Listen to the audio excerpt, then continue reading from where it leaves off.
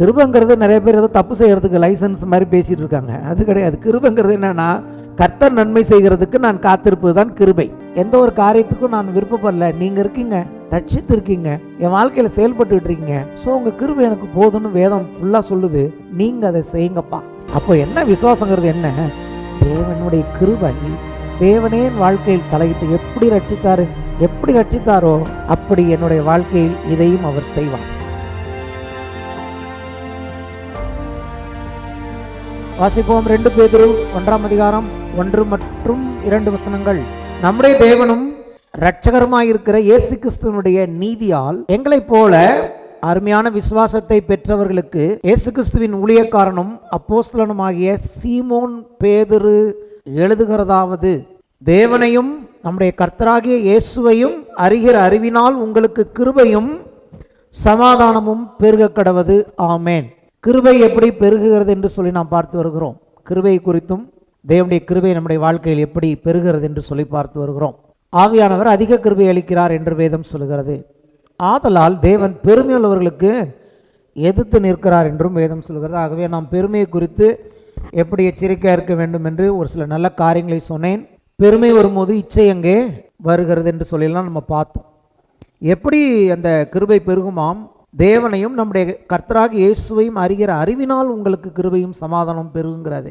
அப்போ இந்த 2 வசனங்களை முதல்ல கொஞ்சம் நம்ம ஆழமாக பார்க்கணும். இந்த 2 வசனங்கள் என்ன சொல்லுது, அப்புறம் நம்ம தொடர்ந்து மற்ற வசனங்களை பார்க்கலாம். அங்கே என்ன எழுதுகிறார் பார்த்தீங்கன்னா, நம்முடைய தேவனும் இரட்சகருமாய் இருக்கிற இயேசு கிறிஸ்துவனுடைய நீதியால் எங்களைப் போல அருமையான விசுவாசத்தை பெற்றவர்களுக்கு. இப்போ இங்கே என்ன முதல்ல அவர் சொல்ல வராரு? இயேசு கிறிஸ்துவனுடைய நீதியால் அப்படின்னா என்ன அர்த்தம்? தேவன் நேரடியாக எங்கள் வாழ்க்கையில் செயல்பட்டார். தேவன் எங்கள் வாழ்க்கையில் தலையிட்டு எங்களை தன் பிள்ளையாய் மாற்றியிருக்கிறார். இயேசு கிறிஸ்துவனுடைய நீதி நம்ம நீதியால் அல்ல. நம்ம அதுக்குன்னு எல்லாமே அநீதியாக செஞ்சோன்னு நான் சொல்ல வரல. என்னதான் நம்ம நீதி செஞ்சாலும் அந்த நீதி தேவனுக்கு முன்பாக அது நீதியாக எண்ணப்படாது. ஆனால் ஆண்டவராக இயேசு கிறிஸ்துவை விசுவாசித்து அவருடைய நீதியை பெற்ற நாம் நீதிமான்களாய் மாறி இருக்கிறோம். அப்போது இந்த நீதின்னு வரும்போதே அவர் அதனால தான் அருமையாக சொல்கிறாரு, இயேசு கிறிஸ்துவனுடைய நீதியினால் எங்களைப் போல அருமையான விசுவாசத்தை பெற்றவர்களுக்கு தான் எழுதுகிறாரு. இப்போ யாருக்கு கிருபை பெருக போகுதுன்னா, எங்களுடைய நீதியினால் அல்ல, இயேசு கிறிஸ்து என்னும் ஆண்டவராகிய ஒருவரை, இயேசுவை நாங்கள் விசுவாசித்தபடினால், விசுவாசத்தினால் நீதிமான் பிழைப்பான் என்று எழுதியிருக்கிற பிரகாரமாக அவர் மேல் வைத்த விசுவாசத்தினால் தேவனுடைய நீதியை பெற்ற தேவன் எங்கள் வாழ்க்கையில் தலையிட்டு தேவனே எங்களை இதுபோல மாற்றியிருக்கிறாரே. ஆக அதன் நிமித்தம் நாங்கள் என்ன பண்ணியிருக்கிறோம்? விசுவாசத்தை பெற்றிருக்கிறோம். என்ன விசுவாசத்தைனா, எங்கள் விசுவாசம் தேவன் பேரில் இருக்கிறது. எப்படி இந்த ரட்சிப்புக்கு அவருடைய குமாரன் பேரில் வைத்த விசுவாசத்தினால் நாங்கள் நீதியை பெற்றோமோ, அதே போலவே எங்கள் வாழ்க்கை முழுவதும் எங்கள் விசுவாசம் என்பது தேவனில் இருக்கிறது, எங்களில் இல்லை, எங்கள் சுய கிரியைகளில் இல்லை, அவருடைய கிருபையின் மேல் நாங்கள் வைத்திருக்கிறோம். அப்படிப்பட்டவர்களுக்கு பேதுரு எழுதுகிறார். அப்போ அப்படிப்பட்டவர்கள் முதல்ல அந்த இடத்துக்கு வந்துடணும். நம்ம அப்படிப்பட்டவர்களாக இருக்கிறோமா? எஸ். சபையில் இருக்க தேவனுடைய பிள்ளைகள் என்பவர்கள் யார் அப்படின்னு அவங்க புரிஞ்சுக்கணும். யாருன்னா, அவங்க ஏதோ ஒரு நீதியினால் இந்த ரட்சிப்பு அடையலை. இயேசு கிறிஸ்து மேல் வைத்த விசுவாசத்தினாலே கிருபையை கொண்டவர்கள் ரட்சிக்கப்பட்டிருக்கிறார்கள். அவங்களுக்கு ஆண்டவர் இந்த கிருபையை கொடுத்துட்டாரு. இப்போ என்ன சொல்கிறார்? அவங்களுக்கு கிருபை பெருகணும். எப்போதுமே ரட்சிப்பின் மூலமாய் பெற்றுக்கொண்ட கிருபையிலே நம்ம அங்கே நிற்கக்கூடாது.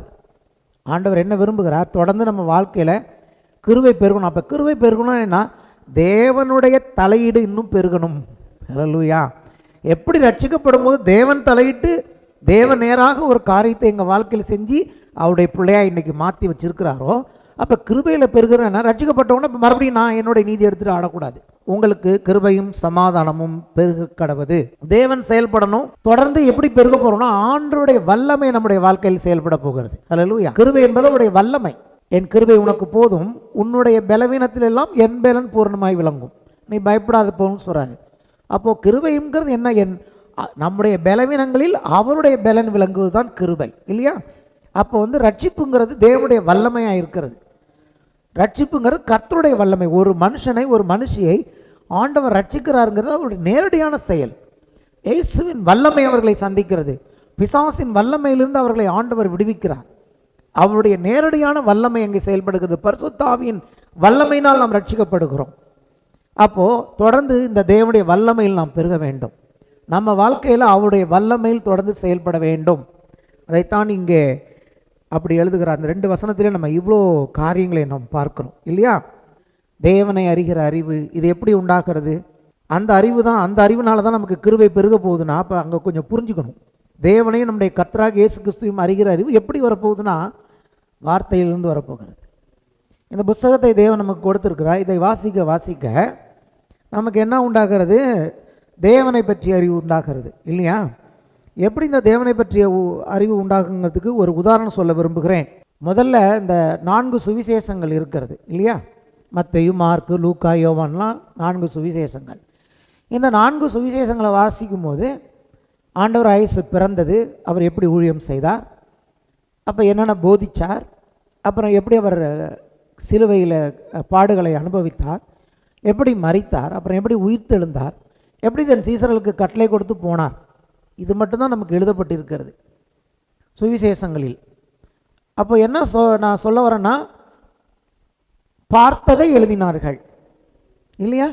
என்ன நடந்ததுன்னு கூட இருந்து பார்த்த அவருடைய சீசர்கள் அல்லது சீசர்கள் மற்றவர்கிட்ட சொல்லி என்ன நடந்தது, பிறக்கும்போது என்ன நடந்தது, என்னத்தை பார்த்தார்களோ அது அப்படியே 4 சுவிசேஷங்களையும் நமக்கு ரெக்கார்ட் பண்ணியிருக்காங்க. அது நமக்கு முக்கியம். ஆனால் அதை விட என்ன முக்கியமாக இருக்குன்னு கேட்டிங்கன்னா, இயேசு உயிர்த்தெழுந்த பிறகு, பரிசுத்த ஆவியானவர் சபைக்கு கொடுக்கப்பட்ட பிறகு அப்போஸ்தலர்கள் சில நிருபங்களை எழுதுகிறார்கள். இப்போ நம்ம பேதுருலேருந்து வாசித்தோம் இல்லையா? பவுல் நிறைய நிருபங்கள் எழுதியிருக்கிறார். இந்த நிருபங்களில் நம்ம என்ன வாசிக்கிறோம்னு கேட்டிங்கன்னா, அவங்க கண்ணால் பார்த்ததை எழுதல நிருபங்கள், ஆவிக்குரிய மண்டலத்தில் என்ன நடந்தது. இயேசு மரித்தார் அப்படின்னு நம்ம சிலுவையில் பார்க்குறோம். ஆனால் அந்த மரித்த போது எப்படி அவர் எல்லாத்தையும் ஜெயித்தார், நம்ம சுவிசேஷம் அவர் எப்படி அடக்கம் பண்ணப்பட்டார், அந்த உயிர்த்தெழுந்தான் இருக்கு. அந்த அடக்கம் பண்ணப்பட்டதுலேருந்து உயிர்த்தெழுகிற வரைக்கும் அவர் எங்கே போனார், எங்கே போய் பிசாசோடைய சக்தியெல்லாம் உரிந்து கொண்டு அது எல்லாத்தையும் அந்த பாதாளத்தின் திறவுகள்லாம் பிடுங்கினார், இதெல்லாம் நம்ம கண்ணால் பார்க்கல இல்லையா? ஆனால் நிருபங்களில் இது பரிசுத்த ஆவியானவராலே நமக்கு வெளிப்படுத்தப்பட்டதாக இருக்கிறது. அப்போ இதை நம்ம விசுவாசிக்கிறதுக்கு நமக்கு வேற ஒரு கண்ணாடி தேவைப்படுகிறது. நேற்றுக்கு நான் ஒரு நல்ல தேவ செய்தியை கேட்டேன். அதிலிருந்து ஒரு உதாரணத்தை சொல்கிறேன். அதாவது கலர் பிளைண்டுன்னு ஒன்று சொல்லுவாங்க. கலர் பிளைண்டுங்கிறது ஒரு வியாதி. அவங்களுக்கு கண்ணு தெரியும், ஆனால் கலர் வித்தியாசம் தெரியாது. க்ரீனுக்கும் ப்ளூக்கும் வித்தியாசம் தெரியாது, எல்லோவுக்கும் ரெட்டுக்கும் வித்தியாசம் தெரியாது. அதுதான் கலர் பிளைண்டுன்னு சொல்லுவாங்க. அந்த கலர் பிளைண்டுக்கு ஒருத்தன் பிறந்ததுலேருந்தே கலர் பிளைண்டு. கலர்னால் என்னன்னே தெரியாது. உங்களுக்கும் எனக்கும் தெரியுது போல் கலர் அவனுக்கு தெரியாது. ஆனால் அவனுக்கு ஒரு கண்ணாடி கொடுக்குறாங்கன்னு வச்சுக்கோங்க. அந்த கண்ணாடியை போட்ட பிறகு அந்த கலர் பிளைண்டுக்கு இப்படி நமக்கு தூரப்பார்வை கிட்ட பார்வைக்கு கண்ணாடி கொடுக்குறாங்களோ, அதுபோல் கலர் பிளைண்டுக்கு ஒரு கண்ணாடி கொடுத்தாங்கன்னா அவன் முதல்ல கலரை பார்க்குறான். கலரை பார்க்கும்போது அவனுக்கு எவ்வளோ சந்தோஷமாக இருக்கும். இதுதான் ஆரஞ்சு, இதுதான் ப்ளூ, இதுதான் வயலட், இதுதான் ரெட் அப்படின்னு பார்த்து ஒவ்வொரு வண்ணத்தையும், தேவன் படைத்த வண்ணத்தை பார்த்து அவன் என்ன பண்ண ஆரம்பிக்கிறான், மகிழ்ச்சி அடைய ஆரம்பிக்கிறான். அப்போ ஏற்கனவே அங்கே வண்ணம் இருக்கிறது, வண்ணங்கள் கலர் கலராக இருக்குது, ஆனால் அவனுக்கு தெரியல. அப்படி தான் ஆவிக்குரிய மண்டலத்தின் காரியங்கள், ஆவியில் இருக்கிற காரியங்கள் இருக்குது, நமக்கு கண்ணுக்கு தெரியல. அப்போ போன வாரத்தில் நான் சொன்னபடி மாம்சத்துக்குரியவன் ஆவிக்குரியவன் என்னன்னு கேட்டிங்கன்னா, மாம்சத்துக்குரியவன் இதுவரைக்கும் இந்த ஐம்புலன்களை சார்ந்த இந்த நாலேஜ் தான் இருக்குது. நான் எவ்வளோ வேணால் படிச்சிருக்கலாம், எவ்வளோ வேணாலும் டாக்டரேட் பண்ணியிருக்கலாம், எவ்வளோ படித்தாலும் ஆவிக்குரிய மண்டலத்தில் என்ன நடக்குங்கிறத கிரகித்து கொள்ளக்கூடிய தன்மை எனக்கு இல்லை. இன்னும் சொல்லப்போனால் ஜென்ம சுபாவம் உள்ள மனுஷன் ஆவிக்குரியவைகளை அறிய மாட்டான், அது அவனுக்கு பைத்தியமாய் தோன்றுமா. நம்ம சொன்னால் கூட இப்போது இயேசு மரித்தார்னு நீங்கள் சொல்லுங்கன்னா எல்லாருமே ஏற்றுப்பாங்க. இயேசு மரித்தார்னா, ஏன்னா எல்லாம் உலகம் முழுவதுக்கும் தெரியும் வரலாறுல இயேசு மரித்தார் சிலுவையில் அப்படின்னா படித்தவங்க படிக்காதவங்க எல்லாம் ஏற்றுப்பாங்க. நான் ஆனால் இயேசு சிலுவையில் மரித்தப்ப என்ன செஞ்சார்னு உங்களுக்கு தெரியுமா, அங்கே பிசாசின் தலையை நசுக்குனார் அப்படின்னு சொன்னால் அவங்க ஏற்றுக்க மாட்டாங்க. என்னங்க பிசாசுங்கிறீங்க, அவன் தலைங்க எப்படிங்க இதெல்லாம், ஏன் அது காணக்கூடாத ரீதியில் நடந்தது.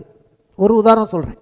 சுவிசேஷத்துக்கு அப்புறம் எழுதப்பட்ட நிருபங்கள் கிறிஸ்து என்னென்ன செய்திருக்கிறார் என்பதை சொல்லுவதை கிறிஸ்துவுக்காக அல்ல, அதன் மூலமாக எனக்கு இயேசு என்ன பண்ணியிருக்கிறார் அப்படிங்கிற அறிகிற அறிவில் தான் நமக்கு தேவனுடைய வல்லமை பெருக போகிறது. வியாதி அப்படின்னா உலகத்தை பொறுத்த வரைக்கும் வியாதி காமன். வியாதி எல்லாருக்கும் வருங்க, வயசானவங்களுக்கு வரும், சின்ன பிள்ளைங்களுக்கு வரும். வியாதிக்கு என்ன சொல்யூஷன்? மருத்துவத்துக்கு போகணுங்க, டாக்டர்கிட்ட போகணும், மெடிக்கலுக்கு போகணும், டேப்லெட் வாங்கி போட்டுங்க. ஆனால் வேதம் என்ன சொல்லுகிறது? காணப்படாத ரீதியில் என்ன நடந்தது? இயேசு நம்முடைய வியாதிகளை சுமந்தார், அவருடைய தழும்புகளால் நாங்கள் சுகமானோம் என்று எழுதியிருக்கிறது. அதை பார்க்க முடிஞ்சுதான், பார்க்க முடியல. ஆனால் என்னுடைய வேதம் சொல்லுகிறது, ஏசாயா 53 இருக்கு, அவருடைய தழும்புகளால் நான் சுகமானேன். அப்போ எனக்கு வேற ஒரு கண்ணாடி தேவைப்படுகிறது.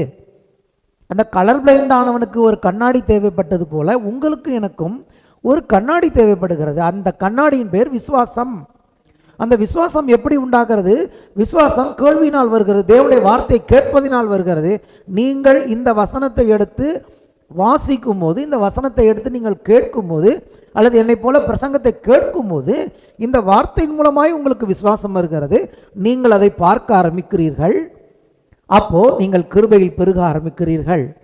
வியாதியிலிருந்து தேவன் என்னை விடுவித்திருக்கிறார். ஒரு சின்ன லைட்டான வலியோ பெரிய வலியோ பயங்கரமான வியாதியோ எதுவுமே என்னுடையது அல்ல என்பதை ஆணித்தரமாய் அறிகிற அறிவு கிருபையில் நம்மை பெருக பண்ணுகிறது. இது ஒரு உதாரணத்துக்கு சொல்றேன். வாழ்க்கையின் எந்த பகுதியை எடுத்துக்கிட்டாலும் காணப்படாத ரீதியில் இயேசு எனக்கு என்ன செய்திருக்கிறார் என்பதை அறிகிற அறிவினாலே எனக்கு நத்திங் மிஸ்ஸிங், நத்திங் புரோக்கன், சமாதானம், ஷலோம் பெருகுகிறது. அப்ப கிறிஸ்தவ பிள்ளைகள் வாழ்க்கையில கிருபை பெருகணும்னா எதுக்கு பெருகணும்? இதுக்கு தான் பெருகணும். தேவன் என்ன செய்திருக்கிறாரா? இந்த ஆண்டவராக இயேசு கிறிஸ்துவின் மூலமாக என்ன செய்திருக்கிறார்? வெறும் என்னை நீதிமானா மாற்றிட்டாரா? அது மட்டும்தானா? பரலோகத்துக்கு போறதுக்கு என்னை தகுதியுள்ள பிள்ளையாய் மாற்றிருக்கிறார், அது மட்டும்தானா? பூமியில நீங்கள் நானும் ஒரு வெற்றியுள்ள வாழ்க்கை வாழ என் இயேசு ஒண்ணுமே செய்யலையா? ஏன் நான் தோல்வியில் இருக்கணும்? ஏன் நான் பாவத்துக்கு கீழே இருக்கணும்? கிறிஸ்து இயேசுவினாலே ஜீவனுள்ள தேவனுடைய ஆவியின் பிரமாணம் என்னை பாவம் மரணம் என்ற பிரமாணங்களிலிருந்து விடுதலை ஆக்கிற்றே என்று எழுதியிருக்கிறதே. கண்ணால தெரியல, இல்ல அந்த பிரமாணத்துக்கு கீழே இல்லை, அதோடைய டாமினேஷன் கீழே இல்லை, அதை விட மேலான ஒரு பிரமாணத்தில் இருக்கேன். இப்போ கிருபை என்னை ஆளுகை செய்கிறது. பவுல் எழுதுகிறார், இப்போ நீங்கள் கிருபை உங்களை ஆளுகை செய்கிறது. அப்போ பாவம் ஆளுகை செய்தது நாளில் நான் இல்லை. இப்போ என் வாழ்க்கையில் கர்த்தர் நேரடியான ஆண்டவருடைய நேரடியான வல்லமை செயல்படுகிறது. என் வாழ்க்கையின் ஒவ்வொரு பகுதியிலும் கர்த்தருடைய வல்லமை செயல்படுகிறது. அப்போ நம்முடைய அறிவினால் இதை பார்க்க முடியல, இந்த ஐம்புலன்களால் இதை நம்மளால் புரிஞ்சிக்க முடியல. நமக்கு வேற ஒரு அறிவு தேவைப்படுகிறது. அந்த அறிவு இந்த வேத வசனம், இந்த நிருபங்களில் என்னை பற்றியும் ஆண்டவரை பற்றியும் ரட்சிப்பை பற்றியும் என் வாழ்க்கையை பற்றியும் என்ன சொல்லியிருக்கிறதோ அதை விசுவாசித்து நான் அதில் பெருக பெருக என் வாழ்க்கையில் கிருபை தேவனுடைய பலன் பெறுகிறது. வியாதியில் நான் கஷ்டப்படலை, ஆண்டோடைய வல்லமை வருகிறது, சுகத்தில் நான் பெருகுகிறேன். கிருபையில் பெருகுகிறது என்பது என்னன்னு கேட்டிங்கன்னா நல்ல காரியங்களில் பெருகுகிறது. பாவத்துக்கு ரொம்ப செயின் கட்டின மாதிரி இருந்த என் வாழ்க்கையில் இப்போ விடுதலையாய் நான் பரிசுத்தமாய் வாழ இந்த கிருபை பெருகுகிறது. நான் முயற்சி பண்ணி தான் பரிசுத்தமாக இருக்க போகிறேன்னா இல்லை, இயேசு என் பாவத்திலேருந்து என்னை விடுதலையாக்கி இருக்கிறதுனால நான் பரிசுத்தமாக இருக்கேன். ஒருத்தர் வந்து ரத்தத்தை சிந்தி பாவத்தின் வல்லமையிலிருந்து அந்த சங்கிலியிலிருந்து என் கட்டுகளை அவர் உடைத்தபடினாலே நான் பரிசுத்தமாக இருக்கேன். எப்படி ஒரு கிறிஸ்தவங்க வந்து நான் பரிசுத்தமாக இருக்கேன்னு சொல்ல முடியும்? அவர் பரிசுத்தமாக்கினபடினாலே நான் பரிசுத்தமாக்குறோம். இன்னும் சொல்லப்போனால் சொல்கிறேன், நானே உங்களை பரிசுத்தமாக்குற கர்த்தர் யெகோவா மெக்காதீஸ் என்று எழுதப்பட்டிருக்கிறது. ஸோ கிருபைங்கிறது தேவனை விட்டு வெளியே போகிறது கிடையாது, தேவனுக்குள் வாழ்வது தான் கிருபை. முதல்ல என்ன பாவம்? ஆதாம் என்ன பண்ணா? அவருடைய அறிவிலேருந்து வெளியில் போனான். தேவனுடைய நாலேஜ், ஆண்டவர் சொன்னார், நன்மை தீமை அறியத்தக்க கனியை நீ புசிக்காத. அதாவது அதன் மூலமாக உனக்கு நாலேஜ் வரதை நீ எடுக்கக்கூடாது. உன்னுடைய நாலேஜுக்கு சோர்ஸ் யார்? உனக்கு நல்லது கெட்டது எதுன்னு தெரிஞ்சுக்கிற சோர்ஸ் நான் தான். இப்போ இன்னைக்கு காலகட்டத்தில் பார்ப்போம், உலகம் வந்து தீமையை நல்லதுன்னு சொல்லும், நல்லதை தீமைன்னு சொல்லும். ஏன் தெரியுமா? அது நன்மை தீமை இருக்கத்தக்க புசித்த விளைவு. அப்போ தேவனைக்கு மறுபடியும் நம்ம ரட்சிப்புக்குள்ள கொண்டு வந்திருக்கிறாரு. நமக்கு எங்கேருந்து நாலேஜ் வருது? இங்கேருந்து வருது. இந்த புத்தகம் சொல்லுது எனக்கு எது நன்மைன்னு, இந்த புத்தகம் சொல்லுது எது எனக்கு தீமைன்னு. அப்போ இன்னைக்கு என்னுடைய நாலேஜ் இதான் சோர்ஸ். ரட்சிப்பின் மூலமாக மறுபடியும் இயேசு தான் என்னுடைய ஞானமும் நீதியும் பரிசுத்தம் மீட்புமாய் மாறி இருக்கிறார். Jesus is my knowledge, Jesus is my source. ரட்சிப்பின் மூலமாக மறுபடியும் தேவன் மறுபடியும் எனக்கு அந்த சோர்ஸை கொடுத்துட்டாரு. அன்னைக்கு ஆதாம் ஆப்ரேட் ஆனபடியே நான் ஆப்ரேட் ஆகலாம். நான் இன்னைக்கு மறுபடியும் உலகத்தில் இருக்கிறபடி எது அவங்க தான் நன்மை சொல்கிறாங்க, அவங்க பல நூற்றாண்டுகளாக தீமைன்னு சொன்னதை கொஞ்ச நாள் கழிச்சு இன்னைக்கு பரவாயில்ல நன்மைன்னு சொல்லுவாங்க. காலப்போக்குக்கு மாறிப்பாங்க. ஏன்னா இது வந்து ரொம்ப பழைய புத்தகம், இன்னைக்கு காலகட்டத்தில் இதெல்லாம் ஓல்டுன்னு சொல்ல முடியாது. இந்த வேத வசனம் உலக தோற்றம் முதல் உலகத்தின் முடிவு வரைக்கும் அது மாறாதா இருக்குது. ஆதி ஆகமத்தில் நன்மைன்னு சொன்னதுன்னா அது வெளிப்படுத்துகிற விஷயம் வரைக்கும் அது நன்மை, ஆதி ஆகமத்தில் தீமைன்னு சொன்னிச்சுன்னா அது வெளிப்படுத்துகிற விஷயம் வரைக்கும் தீமை. இதுக்கடையில காலங்கள் மாறுறதுனாலையும் ராஜ்யங்கள் மாறுறதுனாலையும் எதையுமே நீங்க மாற்ற முடியாது. நான் கர்த்தர், நான் மாறாதவர். அவர் ஸ்தாபித்த வசனங்கள் வானத்தில் நிலைத்து இருக்கிறது. அவர் சொன்னா அதுதான் லா, அவர் சொன்னா அதுதான் ரூல், அதான் ஃபைனல் அத்தாரிட்டி. ஸோ நம்ம இந்த ஃபைனல் அத்தாரிட்டிக்கு வாழ வந்திருக்கோம். இன்னைக்கு நம்ம என்ன கற்றுக்கிட்டோங்கிறது படி அல்ல, நம்ம என்ன கற்றுக்கிட்டோங்கிறதுக்கு வேலைக்கு போகிறதுக்கு யூஸ் ஆகுது, கம்ப்யூட்டரில் ஒர்க் பண்ணுறதுக்கு யூஸ் ஆகுது. அவரை அறிகிற அறிவினாலே நம்முடைய வாழ்க்கையில் உலகத்துக்கு நமக்கு உள்ள வித்தியாசம் என்ன? தேவன் நம்ம வாழ்க்கையில் செயல்படுகிறார், தேவனுடைய அறிவு நம்முடைய வாழ்க்கையில் செயல்படுகிறது, தேவனுடைய வல்லமை தான் நம்மை மாற்றுகிறது. என்னை மாற்றுறதுக்கு யார் வேணும்? தேவன் தான் வேணும். என்ன மட்டும் இல்லை, இந்த உலகத்தில் யாரை மாற்றணும்னாலும் அதற்கு தேவன் தேவைப்படுகிறார். உங்களை மாற்றுறதுக்கும் அவர் தான் தேவைப்படுறாரு, என்ன மாற்றுறதுக்கும் தேவன் தான் தேவைப்படுகிறார். கர்த்தர் நம்மை மாற்றுகிறவராக இருக்கிறார். உங்கள் வாழ்க்கையில் எந்த மாற்றம் வரணும்னு நீங்கள் விரும்பினாலும் நல்லது, அதுக்கு நீங்கள் சார்ந்து கொள்ளக்கூடிய நபர் இயேசு. அவர் நம்மை மாற்றுவார். அவருக்கு சகல வல்லமையும் சகல அதிகாரமும் இருக்கிறது. அவர் அதற்கான விலையை நமக்காய் செலுத்தி இருக்கிறார். கிருபையில் பெருகுவது என்பது ஆண்டவர் நம்முடைய வாழ்க்கையில் காரியங்களை செய்ய நாம் காத்திருப்பது. அதை அவர் விரும்புகிறார். வாசிப்போம். சங்கீதம் 147 10 முதல் 11 வசனங்கள். அவர் குதிரையின் பலத்தில் விருப்பமாகிறார், வீரனுடைய கால்களில் பிரியப்படார். தமக்கு பயந்து தமது கிருபைக்கு காத்திருக்கிறவர்கள் மேல் கர்த்தர் பிரியமாயிருக்கிறார். இது ரொம்ப ஒன்றும் சாதாரணமாக தெரியுது. இதோட ஆழமான அர்த்தத்தை சொல்கிறேன். அதாவது இந்த இடத்துல இராணுவத்தை சொல்கிறது. குதிரை காலாட்கள்லாம் ஓடுறாங்கன்னா என்ன அர்த்தம்? ஒரு இராணுவத்தின் ஒரு அமைப்பு. அதாவது என்ன சொல்றாரு? மனுஷனுடைய பலத்தில் ஆண்டவருக்கு பிரியம் கிடையாது. நம்ம மனுஷங்களுடைய பலத்தை அல்லது இராணுவத்தை கூட சார்ந்துட்டோம்னா கர்த்தருக்கு அதனால பிரியம் இல்லை. ஆனால் சொல்றாரு, எனக்கு பயந்துன்னா என்ன அர்த்தம்? கர்த்தர் ஒருத்தர் இருக்கிறாரு என்ன நினைச்சு என்னுடைய கிருபைக்கு காத்திருக்கிறாங்கன்னா அவங்க மேல நான் பிரியமாக இருக்கிறேன். அப்போ தேவன் என் வாழ்க்கையில செயல்படணுங்கிறது தேவனுக்கு சந்தோஷத்தை கொடுக்குது. இங்கிலீஷ்ல எப்படி வருதுன்னு கேட்டீங்கன்னா, அது அவருக்கு இன்பத்தை கொடுக்குதான். ஒரு வார்த்தையை நான் சொல்ல போகிறேன், ப்ளஷர் என்கிற வார்த்தை, இன்பம். நிறைய தேவனுடைய இன்பத்தை பற்றி நான் தொடர்ந்து பேச விரும்புகிறேன். முடிந்தால் இன்றைக்கும் பேசுவேன், அடுத்த வாரமும் பேசுவேன். அப்போ தான் இன்பம்னா உங்களுக்கு என்னன்னு புரியும். இந்த இடத்த பிரியமாக இருக்கிறான்னு இருக்குல்ல, அது எப்படி இருக்குன்னா அவருக்கு இன்பமாக இருக்கிறது என்று எழுதப்பட்டு இருக்கிறது. கேஜிவில் அப்படியே வருகிறது. He delayeth not in the strength of the horse, he taketh not pleasure in the legs of a man. 2 முறை வருது வார்த்தை. The Lord taketh pleasure in them that fear him, in those that hope in his mercy. தேவனுக்கு இன்பம் என்னன்னா, நான் இருக்கேன், தேவனை நேசிக்கிறேன், தேவனால் ரட்சிக்கப்பட்டிருக்கேன், எனக்கு ஒரு பிரச்சனை, எனக்கு ஒரு பலவீனம், எனக்கு ஒரு போராட்டம்னா அவர்கிட்ட போய் எந்த ஒரு முடிவுக்கும் நான் போகலாண்டவரே, எந்த ஒரு காரியத்துக்கும் நான் விருப்பப்படல, நீங்க இருக்கீங்க, ரட்சித்து இருக்கீங்க, என் வாழ்க்கையில செயல்பட்டு இருக்கீங்க, ஸோ உங்க கிருபை எனக்கு போதும்னு வேதம் ஃபுல்லா சொல்லுது. நீங்க அதை செய்யுங்கப்பா, நீங்க அதை மாத்தி கொடுங்கப்பா. உங்களால முடியாத தகப்பனே, உங்களால மனுஷனால் முடியாதுதான், தேவனால் எல்லாம் கூடுமே, என் வாழ்க்கையில நீங்க செயல்படுங்க, டைரக்டா செயல்படுங்கப்பா அப்படின்னு சொன்னா அது அவருக்கு இன்பத்தை கொடுக்கிறது. The total dependency on God. ஒரு பிள்ளை ஒரு தகப்பன் மேலே முழுவதும் சார்ந்து கொள்வது போல ஒரு நாளும் பிள்ளை பயப்படாது. அப்படி கர்த்தர் மேல சார்ந்து கொள்ளும் போது ஒரு விசுவாசத்தோடு ஒரு அன்போடு கூட, என்ன பெரிய பலவீனமா இருக்கட்டும், அது எவ்வளவு பெரிய கொடுமையானதா இருக்கட்டும், அது எவ்வளவு நம்மை குற்றப்படுத்தினதா இருக்கட்டும், அது எவ்வளவு நாட்கள் நம்மை துரத்தி வந்ததா இருக்கட்டும், ஆண்டவராக இயேசு கிறிஸ்துவின் மேல் ஆண்டவரே என்று சொல்லி சார்ந்து கொள்ளும் போது அது அவருக்கு அப்படியே ஒரு டிலைட்டை கொடுக்குது. அப்போ நான் தேவனுக்கு பிரியமா இருக்கணும் அப்படின்னு தேவனை ஏதாவது நான் செஞ்சு, அதாவது தேவனை ஏதாவது நான் செஞ்சு அவரை சந்தோஷப்படுத்தணும் நான் விரும்புகிறேன்னா, இந்த வசனம் சொல்லுது, ஒன்றும் செய்ய வேணாம், நீ ஆண்டவர் எனக்கு ஏதாவது செய்வார்னு காத்துரு, அதுவே அவருக்கு சந்தோஷம். ஆமேன். ஆண்டவர் எனக்கு ஏதாவது செய்யட்டும்னு காத்திருக்கிறது அவருக்கு சந்தோஷம்னா, நான் கற்றுக்கிட்டேன் ஆண்டவர் எப்படி சந்தோஷப்படுத்துறதுன்னு. விசுவாசம் இல்லாமல் தேவனுக்கு பிரியமாக இருப்பது கூடாத காரியம்னு அங்கே வேதம் சொல்லுது. அதோட இன்னொரு பகுதி இங்கே சொல்லுது, விசுவாசங்கிறது என்ன? அப்போ என்ன விசுவாசங்கிறது என்ன? தேவனுடைய கிருபை, தேவனே என் வாழ்க்கையில் தலையிட்டு எப்படி ரட்சித்தாரோ அப்படி என்னுடைய வாழ்க்கையில் இதையும் அவர் செய்வார். எனக்கு வீடு வேணும், ஆனால் என்கிட்ட என்ன கிடையாது, அவ்வளோ பொருளாதாரம் இல்லை. ஆனால் என்னுடைய வேதம் சொல்லுகிறது கர்த்தர் வீட்டை கட்டுவார். இந்த வீட்டு பிரதிஷ்டையில் நல்ல செய்தியை கர்த்தர் கொடுத்தார். ஒரு வீட்டை கொடுப்பேன்னு கர்த்தர் சொல்லியிருக்கிறார். அப்போது இத்தனை வருஷம் நம்ம சேர்த்து லோன் போட்டு அப்புறமா கட்டலாம், அப்படி போகக்கூடாது. அப்படி தான் எல்லாருமே வாங்குறாங்களே.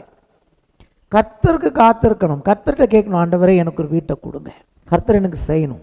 அப்போ அவருக்கு காத்திருப்போம். கல்யாணம் வரும்போது அப்படிதான், ஆண்டவரே எனக்கு ஏற்ற துணையை கொடுங்க, உங்களுக்கு காத்திருக்கிறேன். வேதம் சொல்கிறது, கர்த்தருக்கு காத்திருக்கிறவர்கள் புது பலன் அடைந்து கழுகளைப் போல செட்டைகளை அடித்து உயிரே எழும்புவார்கள். ஏன்? அந்த கிருபை அவர்கள் மேல் வருகிறது. அது அவருக்கு சந்தோஷத்தை கொடுக்குது. நிறைய பேர் கர்த்தரை எப்படி சந்தோஷப்படுத்தலான்னு பார்க்குறாங்க. இப்போ நானே இருக்கிறேன், என்கிட்ட ஒருத்தவங்க நீங்கள் தான்ப்பா இதை செய்யணும், எனக்கு உங்களை விட்டால் நான் யாரையும் நம்பலை அப்படின்னு கேட்டோன்னா என்னால் செய்ய முடியுமோ இல்லையோ, நான் மனுஷன். ஆனால் என்ன தோணுச்சே, இந்த பிள்ளை என்னை கேட்டுட்டான், நான் தான் செய்யணும், உடனே என் மனசு தோணும், எப்படி அதை செய்ய முடியும், நான் மனுஷனாக இருந்தால் அப்படி தான் தோணும், நான் எப்படியாவது செய்யணும், என்ன செய்யலாம் அப்படின்னு. ஆனால் இதே தேவன்கிட்ட அப்பா நீங்கள் செய்யணும், அவர் எல்லா ஐஸ்வர்ய சம்பனராக இருக்கிறார், என்னை போல உட்காந்து மண்டையை உடைச்சிட்டு இருக்க மாட்டார். எப்படி பண்ணலாம், எங்கே என்ன பண்ணலாம் அப்படின்னு நினைக்க மாட்டார். அவர் என்ன பண்ணுவார், ஐஸ்வர்ய சம்பனர், சகல ஐஸ்வர்யத்தையும் உடையவர், எனக்கு அதை செய்வார். கிருபைங்கிறது நிறைய பேர் ஏதோ தப்பு செய்கிறதுக்கு லைசன்ஸ் மாதிரி பேசிகிட்டு இருக்காங்க. அது கிடையாது. கிருபைங்கிறது என்னென்னா, கர்த்தர் நன்மை செய்கிறதுக்கு நான் காத்திருப்பது தான் கிருபை. ஆண்டவர் என்னுடைய வாழ்க்கையில் ஒவ்வொன்றையும் செய்ய அவரை சார்ந்து அவரை நேசித்து அவருக்காக நான் காத்திருப்பதை தான் வேதம் கிருபை என்று சொல்கிறது. அதில் அவர் பிரியப்படுகிறார், அதில் அவருக்கு ஒரு ப்ளஷர், இன்பம் உண்டாகிறது. அப்படி இல்லைங்க அப்படின்னு சொன்னீங்கன்னா வேதத்திலேருந்து வசனத்தை எடுத்துருங்க. சங்கீதத்தை 147 10-11 எடுத்துடணும். நீங்கள் இப்போ ஒரு உதாரணம் காமிக்கிறேன் பைபிள்லேருந்து. ஒரு தப்பான உதாரணம், அதுக்கு பிறகு ஒரு சரியான உதாரணம். ஏன்னா மாம்சத்துக்குரியவர்கள் ஆவிக்குரியவர்கள் பற்றி பார்த்துட்டு இருக்கோம்ல. லூக்கா 12ஆம் அதிகாரம். கொஞ்சம் கொஞ்சமாக அந்த ப்ளஷரை நான் விளக்கிட்டே கடைசியாக உங்களுக்கு இன்பம்னா என்னன்னு புரிஞ்சிடும். ஃபஸ்ட்டு கர்த்தருக்கு இன்பத்தை பற்றி பேசணும் இல்லையா.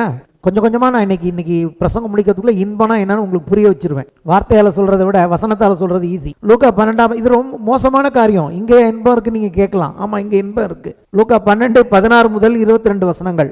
அல்லாமலும் ஒரு ஓமை அவர்களுக்கு சொன்னார். ஐஸ்வர்யமுள்ள ஒருவனுடைய நிலம் நன்றாய் விளைந்தது. அப்பொழுது அவன், நான் என்ன செய்வேன், என் தானியங்களை சேர்த்து வைக்கிறதுக்கு இடம் இல்லையே.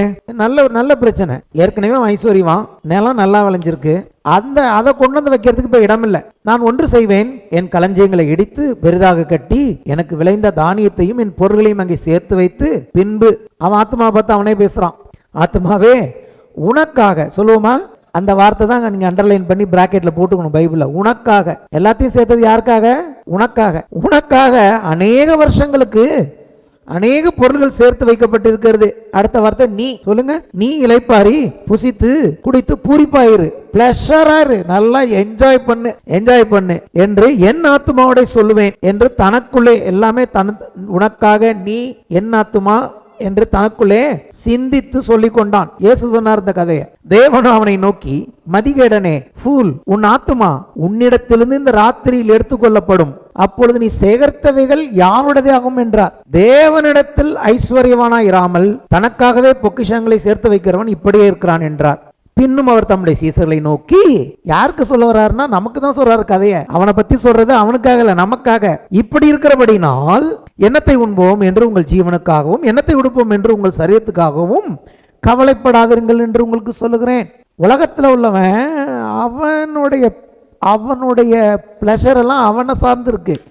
அவனுக்கு தேவன் மேல எந்த இதுவும் கிடையாது. தேவன் எதுல சந்தோஷப்படுறாருங்கிறத பத்தி அவனுக்கு கிடையாது. ஆக்சுவலாக இந்த இடத்துல தேவன் எதில் சந்தோஷப்படுவார்னா, நீ ஐஸ்வர்யவானாக இருக்கிறது தேவனுக்கு பிரச்சனை இல்லை, உன் களஞ்சியம் இன்னும் பெருசாகிறது தேவனுக்கு பிரச்சனை இல்லை. ஆனால் அது உனக்கு மட்டும்தான், உலகத்தில் யாருக்கும் கொடுக்க மாட்டேன். தேவன் ஒருத்தர் இருக்கிறாரு, தேவனுடைய சித்தம் என்ன உலகத்தில் தெரியும். இல்லாத எவ்வளோ பேருக்கு அதை கொடுக்கலாம். எனக்கு தேவையான தானியம் இருக்குது, இப்போ மிச்சம் எதுக்கு நான் பண்டகசாலை இடிக்கணும், இருக்குது ஏற்கனவே உள்ள பல தலைமுறைக்கு இருக்குது. அப்போ தேவன் என்ன, இந்த உலகத்தில் தேவன் ஒருத்தர் இருக்கிறார், அவர் தான் எல்லா ஆஸ்தி ஐஸ்வர்யங்களும் கொடுக்கிறார். அப்போ தேவனுடைய ஏதாவது ஒன்று செஞ்சு கர்த்தரை சந்தோஷப்படுத்தலாமா?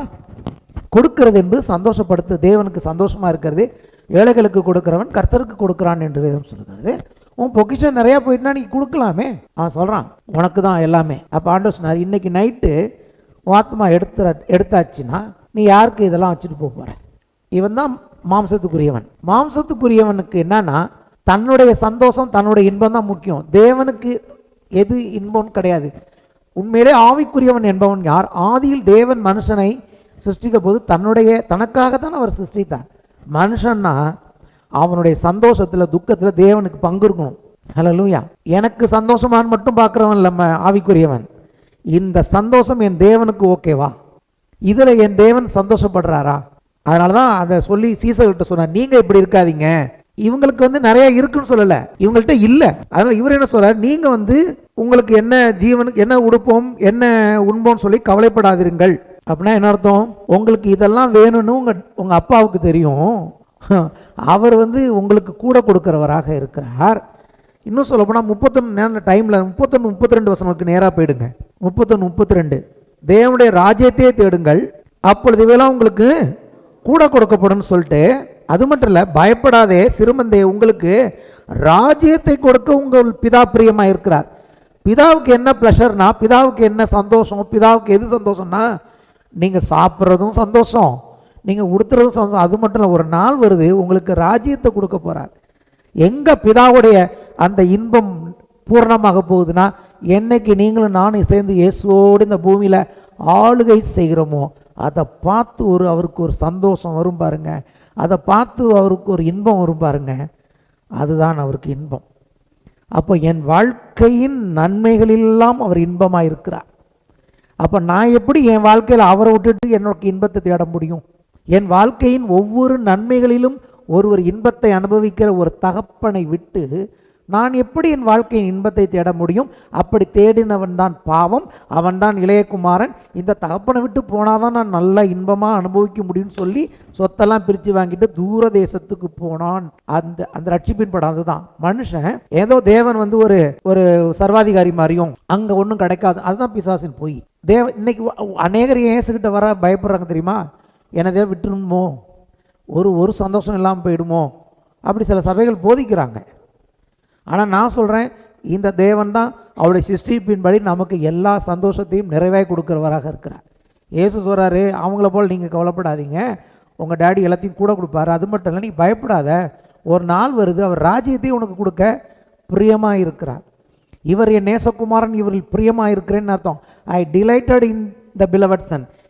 அவர் குமாரன் அவருக்கு ப்ளஷர். எத்தனை பேருக்கு புரியுது? ஒருத்தவங்க பிரியமானவங்க இருந்தால் அதுவே சந்தோஷம். இயேசுவுக்கு பிதா சந்தோஷம், அப்படிதான் நமக்கு தேவன் சந்தோஷம். நம்ம தேவனுக்கு சந்தோஷம். அவர்கிட்ட ஜெபம் பண்ண போனால் அவருக்கு சந்தோஷம், அவருடைய கிருபைக்கு காத்திருந்தால் அவருக்கு சந்தோஷம், அவருடைய ஆலயத்துக்கு போனால் அவருக்கு சந்தோஷம், அவரை ஆராதித்தா அவருக்கு சந்தோஷம். இப்படி நம்மளை பார்த்து எல்லாத்துலேயும் சந்தோஷப்படுகிறார். ஸோ நம்ம என் ஆத்துமாவே நீ இளைப்பாறு புசித்து குடின்னு சொல்கிறவங்கள, என் ஆத்துமாவே நீ கர்த்தரை ஸ்தோத்திரி, என் முழுவலுமே அவருடைய பரிசுத்த நாமத்தை ஸ்தோத்திரி, அவர் செய்த சகல உபகாரங்களையும் மறவாதே, அப்படி சொல்கிறவங்க நம்ம தான் ஆவிக்குரியவர்கள். ஆவிக்குரியவர்கள்லாம் என்ன? அவன் எல்லாத்துக்கும் தேவன் ஒருவர் எனக்கு இதெல்லாம் கொடுக்கிறார் என்று நன்றியோடு இருக்கிறவன், ஐ தேங்க்யூ லார்ட் என்று சொல்லுகிறவன், ஐ பிளஸ் யூ லார்ட், தேவனை அவன் ஆசீர்வதிக்கிறவன், O my soul bless the Lord அப்படின்னு சொல்கிறவன்.